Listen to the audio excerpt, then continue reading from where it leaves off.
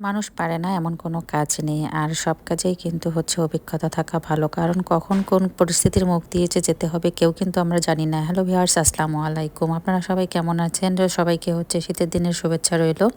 তো এই তো হচ্ছে শীতের সবজি কাটা শুরু করে দিয়েছি সকাল থেকে। কালকে কি রান্না করব সেটা আমি আজকে থেকেই কিন্তু ঠিক করে রাখি।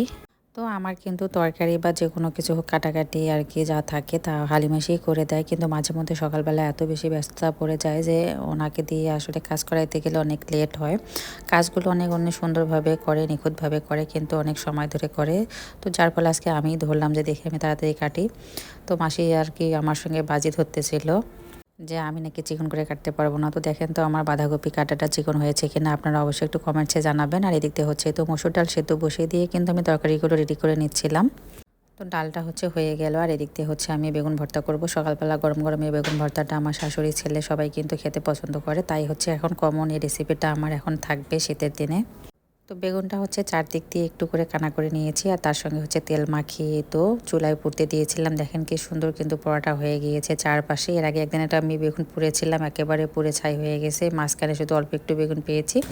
আর আজকে দেখেন পুরাই বেগুনটা এত সুন্দরভাবে পোড়া হয়ে গিয়েছে। আর আস্ত মানে একটা ভর্তা করেছি, অনেকগুলো ভর্তা হয়েছে, আর সেদিনে অল্প একটু ভর্তা হয়ে গিয়েছিল। তো যাই হোক, আসলে ভুল না করলে কিন্তু মানুষ শেখে না, তাই না? এত যে রান্না করি, তো প্রতিনিয়ত দেখা যায় কোনো না কোনো কিন্তু ভুল আমাদের দ্বারা হয়েই থাকে। আমার মতো কার কার এরকম হয় আবুরা অবশ্যই একটু কমেন্টসে জানাবেন।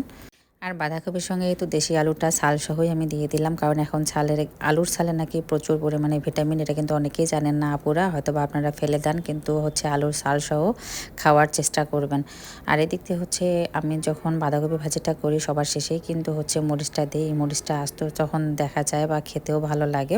আর নামানোর আগ দিয়ে কিন্তু হচ্ছে একটু ধনিয়া পাতা দিয়ে দিই, আর বেশি করে তেল দিয়ে এই ভাজিটা একটু সময় নিয়ে করলে কিন্তু ভাজিটা একটু আঠালো ভাব যখন চলে আসে ভালো লাগে আর কি। হালকা আছে এটা ভাজি করতে হয় একটু সময় নিয়ে। আর এদিক দিয়ে হচ্ছে তো মুরগিটা কালকেই কেটে বেছে রেডি করে রেখে দিয়েছিলাম। আমাদের বাসারই হচ্ছে একটা মোরগ জবাই করে রাতেই হচ্ছে রেডি করে রেখে দিয়েছে হালিম মাসের। আর এই তো সকালবেলা হচ্ছে তো রান্না করলাম। তো ভুল হয়ে গেছে আমার আজকে রান্না করতে গিয়ে, দেখেন কালারটা এত কালারফুল রান্না কিন্তু আমি খুব কমই করি এখন। তো এখানে আমি প্রেশারে যেহেতু রান্না করতেছিলাম, তো হয়তো বা আমি ভুলে মশলার বদলে আর কি দুইবার মরিচটা দিয়ে ফেলেছি। দেখেন এত পরিমাণে ঝাল হয়েছিল আজকে, আমরা তো খেতেই পারতেছিলাম না। আমার ছেলেও খেতে পারেনি। ফার্স্টলি হচ্ছে আমার ছেলে আর মেয়েকে দিয়েছিলাম, তো ওরা ঝাল ঝাল করতেছিল। তো পরে তাড়াহুড়া করে আবার আমি হচ্ছে পানি দিয়ে লবণ দিয়ে একটু তেল দিয়ে জাল করে নিয়েছি, মানে আরও ঝোল ঝোল করেছি। তারপরে হচ্ছে কিন্তু আমরা খেতে পেয়েছি। আমার শাশুড়ি তো খেতেই পারতো না, এই টেনশনে ছিলাম। তো মাশাল্লাহ আমার শাশুড়ি অবশ্য খেয়ে নিয়েছে। আর এদিক দিয়ে হচ্ছে আমার ছেলে মেয়েকে নিয়ে একটু চলে গেলাম বাজারে, কারণ ওর চেয়ারের খুবই দরকার। আর আমার শাশুড়ির জন্য হচ্ছে একটা মিডিয়াম আর কি তুলো কিনবো। তো আর একটা হচ্ছে লেপের কভারও বানাতে দিয়ে আসলাম। আর এখন অনেক ব্যস্ততার মধ্যে সময় যাচ্ছে, সবাই একটু আমাদের জন্য দোয়া করবেন। ভিডিওটা এ পর্যন্ত, আল্লাহ হাফেজ।